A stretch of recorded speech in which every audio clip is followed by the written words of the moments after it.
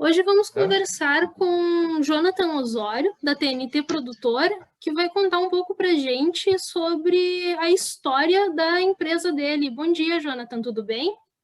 Bom dia, Isabela, tudo bem? Tudo tranquilo. Então, Jonathan, eu quero pedir assim, para tu começar te apresentando para os nossos leitores e ouvintes, contando assim a trajetória da tua empresa, como começou e como chegamos até hoje. Bom, a TNT a gente começou com um site de foto em festas, né? Que na época tinha bastante, era moda, digamos assim, né? E aí foi assim que eu comecei a fotografar, né? As pessoas nos eventos. E por isso também que até o momento de pandemia, né? Que meio que parou, assim, essa função dos eventos, em geral, né? Sempre foi o carro-chefe, sempre foi o que eu gostei de fazer, sempre foi onde eu me especializei, né, na área da fotografia, foi as fotos de eventos. E lá no início a gente abriu aqui nesse mesmo endereço que a gente está hoje, né? A gente abriu uma lan house na época, mas a gente já tinha o estúdio, já fazia a comercialização das fotos que a gente tirava nos eventos, né? E de lá para cá, a Lan House foi dando estúdio para a loja de produtos fotográficos, a revelação de fotos que a gente sempre teve também, mas a gente foi ampliando, né, no sentido do fotoproduto, da fotografia, do estúdio e dos eventos também, né, para atender os eventos com a cobertura fotográfica, com as filmagens, com a produção, né? Enfim, todo esse mix assim que o evento necessita e proporciona também, né? Para a gente abraçar assim um leque grande de serviços. A gente percebe que houve uma caminhada, né, da empresa de vocês aí, né, de certa forma se adaptando ao mercado, né, nessa evolução. Como foi esse processo? Como foi assim, perceber que precisava fazer algo novo, ou que devia fazer algo novo? Para assim, a gente acompanha de fora, parece que foi uma evolução natural, mas para vocês que estão vendo assim de dentro, como foi isso? Tu fala assim nesse momento de pandemia, que parou tudo, no Sim, caso, os eventos para nós. O que eu vou te dizer, é um serviço que a gente prestava ele em parte, por exemplo, mas para dentro do evento, né, interno, digamos. Então, a gente instalava telões no evento, fazia filmagem, fazia transmissão naqueles telões, né? Porque na realidade faz pouco tempo assim que a internet se difundiu, a internet de alta velocidade que permite uma transmissão fluida, né? Principalmente aqui na cidade, é mais recente, né? Então, uma internet assim de alta velocidade que proporcione isso. E a gente tinha assim uma agenda boa, né? A gente fazia mais eventos particulares até, mas tinha eventos pontuais assim durante o ano, né? Que a gente fazia anualmente a produção e tinha essa questão da transmissão, né? O momento que a pandemia nos pegou, que, enfim, os eventos, né, foram todos, enfim, teve que parar os eventos, né? A gente, no primeiro momento, teve aquele período sabático, assim, de colocar a cabeça para pensar mesmo, né? E aí, logo em seguida, a gente começou o projeto das lives, né? Foi uma transição natural, em função de que boa parte dos equipamentos a gente já tinha, né? A gente precisou adaptação ali de para o virtual, né? Então, em vez de transmitir nos telões do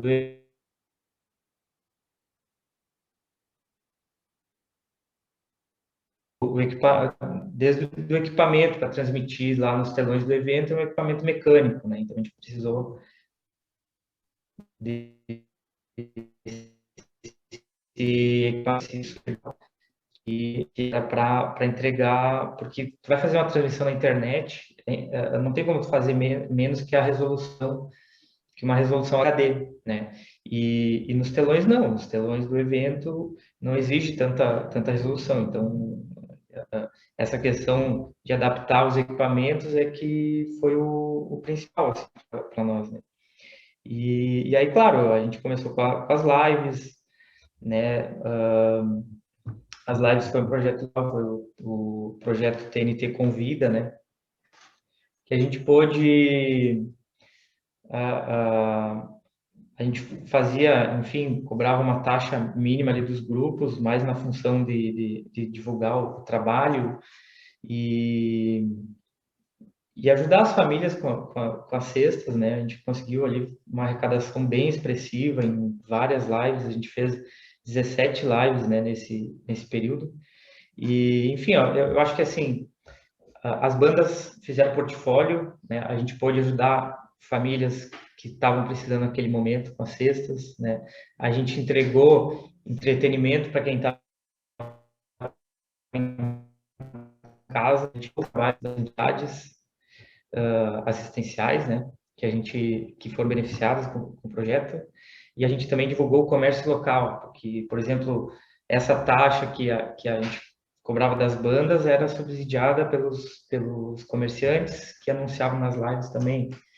Então foi um projeto legal por isso, porque uniu tudo, né, por isso o TNT com vida, com M, porque a gente estava entregando assim um pouco de entretenimento para aquelas pessoas, né, enfim, confinadas em casa, no início da, da pandemia, todo mundo, né, estava ali cumprindo a risca o distanciamento, o isolamento, né? Claro que por motivos que a gente entende, aos poucos as pessoas tiveram que afrouxar, tiveram que sair para trabalhar, tiveram que, enfim, cada um tem seus motivos, né? Não estou para ajudar.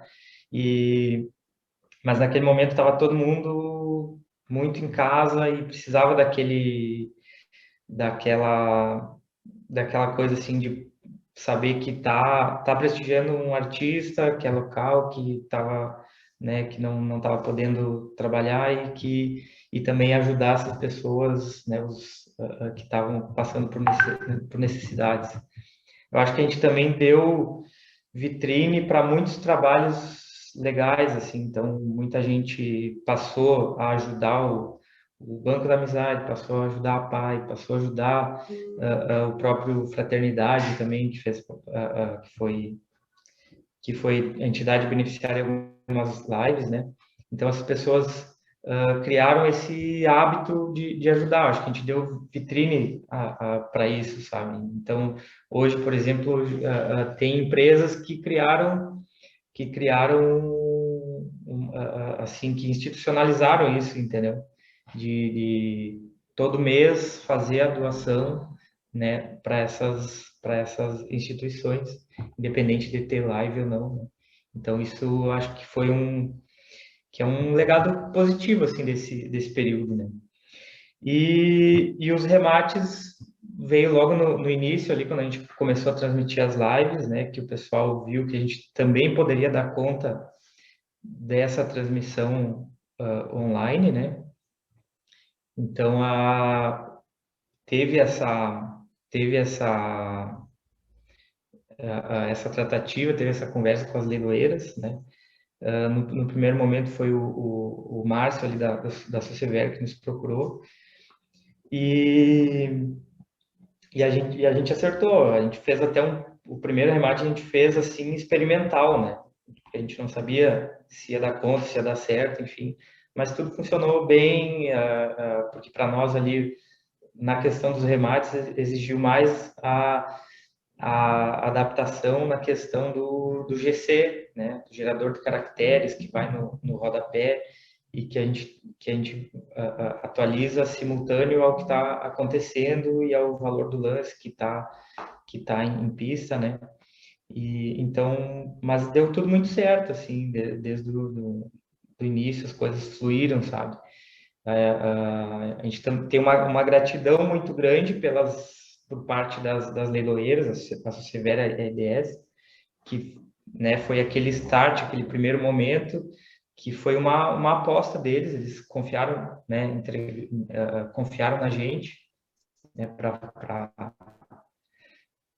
porque, enfim, foi tudo muito experimental no início, mas eles tiveram essa confiança, até essa paciência, né, da gente ir arrumando o que não, né, e melhorando a cada remate que passou, a gente ir agregando serviços e ir melhorando a transmissão ali conforme a necessidade deles, né? Falei horrores. Não, capaz. E aproveitando, assim, agora que tu estava falando dos remates online, né? Na semana passada nós conversamos com o Márcio, da Socivera, e com o João Paulo, da EDS. Uhum. E eles Eu li citaram, a reportagem. sim, eles os dois citaram a importância da TNT produtora para o sucesso dessa nova forma de se fazer um remate. Como foi para vocês entrar nesse novo nicho, né? Um novo tipo de evento? Foi bem interessante, assim, o remate é um evento muito prático, né, muito transparente, muito dinâmico, né, e mudou nesse sentido, assim, os eventos tinha toda uma preparação anterior, assim como o remate também exige, mas o evento é aquele momento único, né, que tem toda uma preparação, às vezes de anos, enfim, do 15 anos, do casamento, e, e tem aquela coisa de que no momento nada pode dar errado, né? Então a gente já tinha meio que essa experiência dos eventos, essa bagagem, né? Positiva, como eu digo, da gente saber que ali é responsabilidade e tudo tem que sair como o planejado, né? Isso nos ajudou um pouco na função dos remates, porque no meio dos negócios também, eu acredito assim que não tem muito espaço para falhas, né? Então a gente se empenhou muito para suprir essa necessidade, né, de momento deles. Tanto que assim, além de toda a adaptação que teve ali no início, né? Então, enfim, colocamos esse produto a rodar, né? Foram surgindo novos clientes. Hoje a gente atende uma região maior, por exemplo, tão logo a gente fez aquele primeiro, funcionou, a gente já foi a São Chico, depois a São Cepé a gente passou a fazer. São clientes que hoje, né? Tanto a ABC lá em São Chico quanto o Santa Rita e São Cepé são clientes fixos até hoje, né? E com esses parceiros a gente passou a atender uma região maior ainda, né? Enfim, a gente fez remates no Duraznal, no Guarda Velha, aqui regiões né, de Caçapava, a gente fez São Vicente, fez Manuel Viana, fizemos Jaguari, Piratini também, lá com o pessoal do núcleo de terneiros, a gente foi a Unistalda, a gente tem agora sem ser nessa próxima semana outra, a gente tem em Itacurubi, que é outra cidade também, que a gente não conhecia. Então tem aberto muitas portas, sabe? Outra coisa também que a gente criou foi a função do aplicativo, né? Porque daí o pessoal está ali assistindo, pode baixar o aplicativo e aí vai acompanhar a agenda dos remates, né? E recebe a notificação na hora que está começando. Então, são serviços que a gente foi agregando, né? Porque a gente entende que o momento que eles porque quando parou tudo, a opção deles era a opção natural, né? E que eles tinham era o lance rural, que é vinculado ao canal rural, que tem um know-how de anos no meio, né? E também entrega uma visibilidade, digamos assim, né? Porque eles estão no meio que é nacional, assim, né? E a gente sentiu que eles tinham essa necessidade, no momento que eles pararam de fazer com um meio de comunicação que é nacional, eles precisavam pertencer a uma agenda, mesmo que essa agenda fosse micro-regional, digamos assim, né? Então, a gente também entregou isso, né, isso para eles. Então, hoje, tanto o pessoal que assiste o remate de Caçapava, como São Cepé, como São Chico, todas essas cidades, eles podem baixar o aplicativo ali e uns vão estar visualizando e tem a possibilidade de comprar nos remates dos outros também, né? Então, esse foi um dos serviços que a gente conseguiu agregar, assim, e que eu acho que deu muito certo, porque é um meio que a gente tem de minimizar, né, essa, essa ausência de fazer parte de uma agenda maior, né? Porque desde o início, como a gente não tinha o know-how no ramo, né, então a gente colocou ali na transmissão, se tu abrir ali o remate, em evidência está a logo da leiloeira, né? Então, por exemplo, se é o remate da EDS, está ali EDS, se é a Socever, está ali em evidência o logo da Socever. Então, o cliente que está olhando, que vai comprar, ele está confiando ali naquela logo, né, no know-how que há essa empresa, né, que ele já compra há anos, enfim, né, a confiança que ele tem nessa empresa e a relação que já existe, né? Ontem eu estava dando uma olhada assim, no site de vocês e já dizia ali, com os eventos anteriores de festas, várias cidades onde vocês já tinham trabalhado. E agora, falando dos remates, tu citou mais algumas. Como é para vocês ver o trabalho ser reconhecido em lugares tão distantes daqui de Caçapava? É muito bom, é muito gratificante, assim, né? Porque a gente, o momento imagina, perde o chão, né? Porque daí, pandemia, tu não sabe quanto tempo vai durar, e aí, simplesmente, o nosso carro-chefe, que era os eventos, claro, a gente tem um estúdio aqui, que parou alguns dias e a gente já pôde ir retomando com todos os protocolos, enfim, né? Com os horários mais afastados, digamos assim, né? Por exemplo, Dia das Mães 2019, a Jennifer, minha esposa, que fotografa no estúdio, ela tem dia com intervalos de meia hora, né? Já o Dia das Mães 2020 foi com intervalos de uma hora e meia entre uma sessão e outra. Então, teve esse decréscimo, mas minimamente a gente podia trabalhar e não foi assim, não foi tão afetado, né? Agora os eventos parou total, né? Parou por inteiro. Então foi aquele baque no primeiro momento.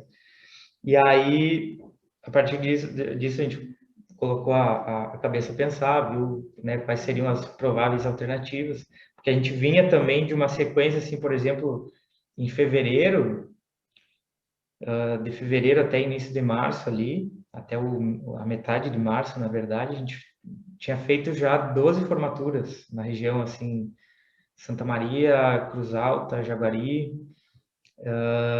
Então a gente vinha assim num ritmo, sabe, intenso, e aí parou do nada, né? A gente até deu uma descansada no primeiro momento, mas depois a gente disse, não, vamos ver para onde que vai ser a saída, né? E graças a Deus, assim, a gente começou ali o projeto das lives, que deu certo, conseguimos aí colaborar com algumas iniciativas, né, de entidades aqui da cidade, e logo em seguida veio os remates, então a coisa foi fluindo, assim. Mas é muito legal ter esse reconhecimento numa área que a gente até então tinha atuado em necessidades bem pontuais, assim, por exemplo, já tinha feito institucionais para o sindicato, onde eu gerei algumas imagens lá no remate, mas eu nem fazia ideia do funcionamento, sabe, dos bastidores e dos pormenores ali que a gente tem que saber para uma transmissão, né? Então, é isso, eu acho que é um aprendizado muito grande, né? E ver que esse trabalho, toda essa adaptação surte resultado, realmente é muito gratificante, assim, né? É bem legal. Sim. Jonathan, agora uma pergunta assim, indo para um viés mais pessoal teu, né? Umas 2 semanas a gente conversou com um geólogo aqui de Caçapava, o Bruno, e ele falava assim de uma Sim, veia empreendedora do brasileiro. Tu te considera sim. uma pessoa que tinha essa veia, que foi por aí que tu montou o teu negócio? Eu acho que sim. Eu também vejo isso. O brasileiro tem essa questão enfim, muitas ideias e às vezes até nem pensa muito e já coloca a ideia para rodar, mas eu acho que é melhor a gente se arrepender de ter feito do que ficar pensando que poderia ter sido diferente, né? Eu comecei a trabalhar com 15 anos, trabalhei com o Bruno lá na Certo, arrumando computadores ali, até os 18, né? Com os 18 eu saí para abrir a empresa aqui, porque eu já fazia fotos, já cursava um curso de tecnologia, já fazia as fotos nas festas, assim, né? E via que tinha potencial, que podia seguir, né? E desde então o negócio foi tomando forma. A gente já experimentou vários modelos, né?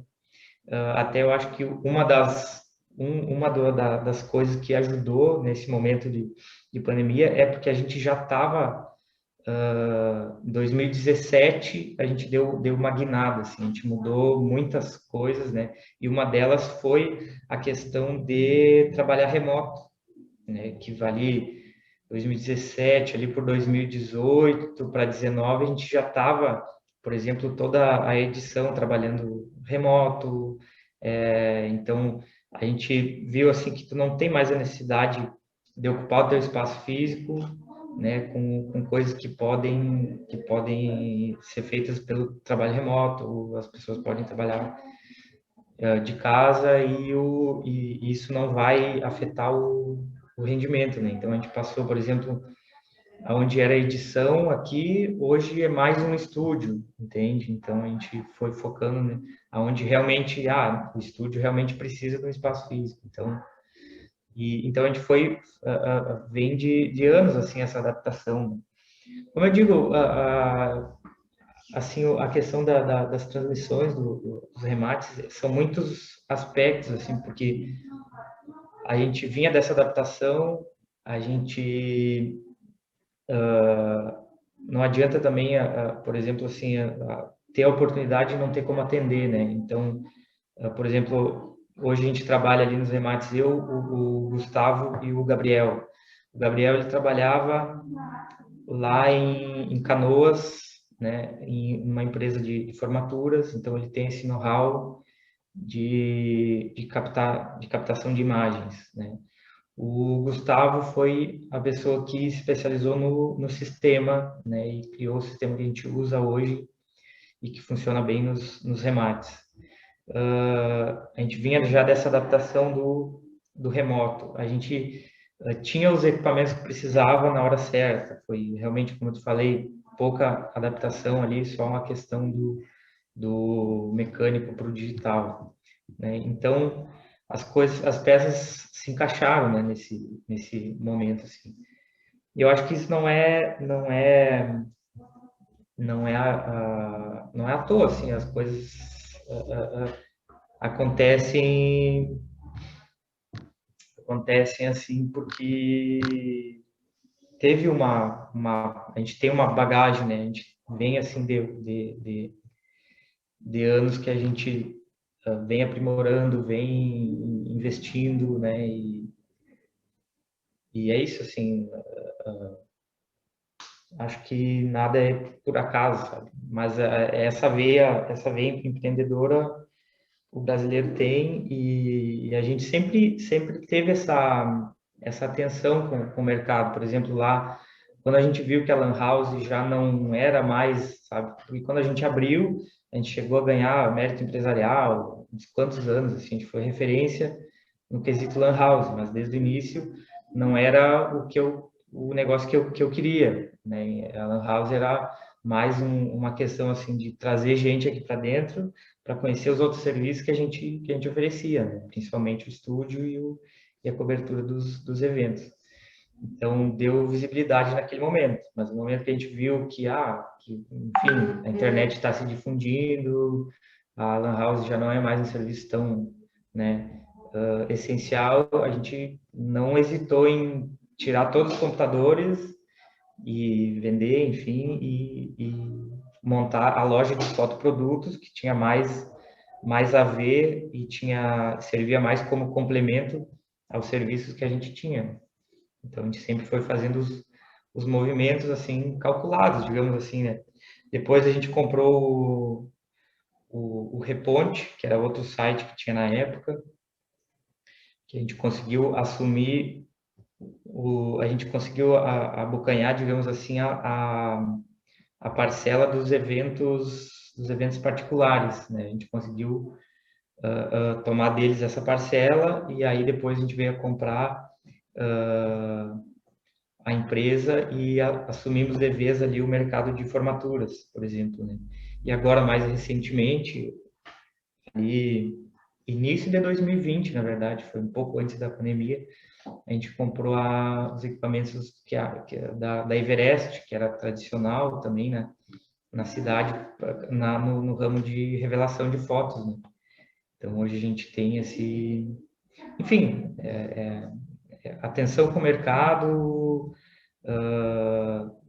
sabe? E não hesitar em investir quando achar que é a hora certa. Eu acho que são pontos assim que a gente tem que estar sempre atento, né? Tem que estar sempre atento, porque o mercado muda muito rápido. Às vezes, muita a gente observa assim, o mercado mudou e aí a pessoa nem se deu conta e acaba que fica para trás, entra outro que está atento àquela mudança e que, né, acaba enfim, abraçando aquele nicho que ele atendia, né? Então, podemos dizer que o teu conselho para alguém que queira empreender agora é se manter atento ao mercado. Acho que principalmente nesse momento, né? Porque se as coisas antes levavam 3, 4 anos para mudar, hoje leva 6 meses, né? Então, é isso que a gente tem observado. Hoje é muito mais rápido, né? As coisas. Por exemplo, em 2019, muito poucas lojas, para não dizer nenhuma, mas muito poucas, tinham atendimento pelo WhatsApp, por exemplo, né? E as pessoas apenas abriam as suas portas e esperavam o cliente chegar. E aí, muitos assim, enfim, o cliente queria um WhatsApp, queria não sei o quê, a pessoa não dava, achava que era incômodo, que era não sei o quê. E hoje todos foram obrigados a se adaptar. Então, hoje já é impensável uma loja não ter o atendimento pelo WhatsApp, né? Então, isso foi questão de meses, né? E mudou o hábito mudou um hábito, né, e que certamente veio para ficar, mas questão de meses mudou um hábito e quem não se adaptou, né, ficou talvez sem entender, mas com certeza perdeu, né, perdeu clientes, perdeu espaço em função disso. Vamos então chegando já ao final da nossa entrevista. Eu quero te perguntar, por fim, quais são os planos de vocês para o futuro? Vocês já têm algum projeto, algo para o pós-pandemia? Então, a gente agora está com um problema, mas é um problema bom, como eu digo, né? Que é conciliar, agora quando voltar aos eventos, conciliar os eventos que a gente já atendia com essa agenda de remates e de lives que a gente tem hoje. E nesse meio tempo também eu acabei entrando de sócio em uma outra empresa, que é uma agência de marketing. Então, assim, a gente vai ter um problema para resolver, mas agora é um problema bom, né? Porque, enfim, que sobre e não falte serviço, né? Porque a gente está aí para isso. Eu acho que, enquanto prestadores de serviço, a gente está aí para servir como ferramenta, que é o que acontece nos remates, né? A gente nunca procurou o protagonismo, mas sim colocar nossos clientes em evidência. Mas é isso, assim, eu não vou dizer que no que voltar aos eventos, eu não posso dizer que os eventos vão ser prioridade, né? Pelo menos no primeiro momento, não tem como, porque o mercado dos remates nos abraçou nesse momento e a gente não vai simplesmente, né, virar as costas. É a nossa prioridade, sem dúvida. E conforme vai dando, conforme as coisas, né, como diz o ditado no andar da carruagem, que se ajeita a bagagem, né? E agora a gente vai vendo o que fazer para conciliar isso, mas sem dúvida os remates nesse momento e agora no retorno são prioridade nossa. Bruno, muito obrigada. Se quiser mandar alguma mensagem para os caçapavanos que estão te assistindo, pode ficar à vontade. Tá bom, não, eu acho que assim, eu nasci aqui em Caçapava, eu estudei aqui, né? Eu faço questão, assim, eu gosto muito daqui, aonde eu vou, enfim, eu falo do que a gente tem aqui. Jamais ninguém vai me ver falando mal de Caçapava, a não ser a não ser que seja uma crítica construtiva, entendeu?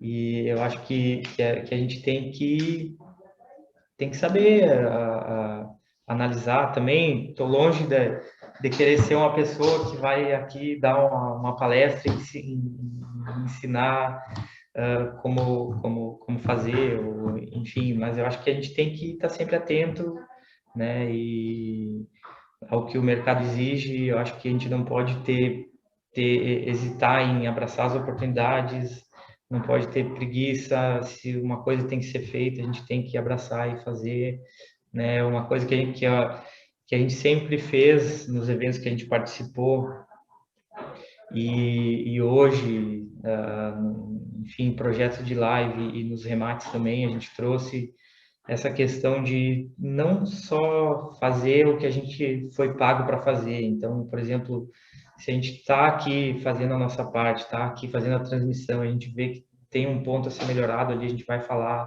Se tiver ao nosso alcance, a gente vai fazer, vai ajudar, né?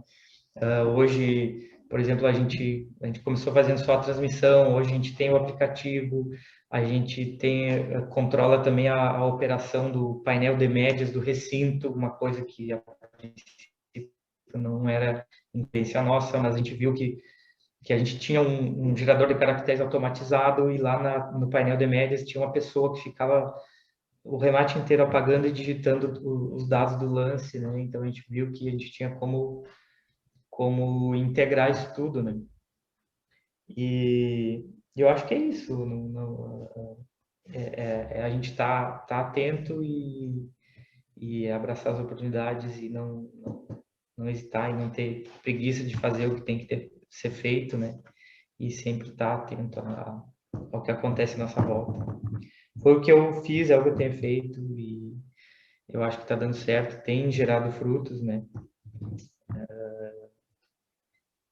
Graças a Deus ali o pessoal tá gostando do trabalho, né? Enfim, tá contente, a gente só recebe elogios, o que não é motivo de se acomodar também, né? A gente quer cada vez melhorar mais, cada vez crescer mais no ramo, né? Cada vez aprender mais com eles, porque a gente aprende muito, né? Eu acho que todo aprendizado é válido. E é isso, assim, gratidão, só agradecer a Caçapava, ao pessoal de Caçapava, nossos clientes, principalmente as leiloeiras né, que confiaram em nós nesse momento, né, que nos entregaram essa confiança, porque muita responsabilidade que a gente tem nas mãos, né? Mas eu acho que a gente se empenha para dar a resposta à altura, né?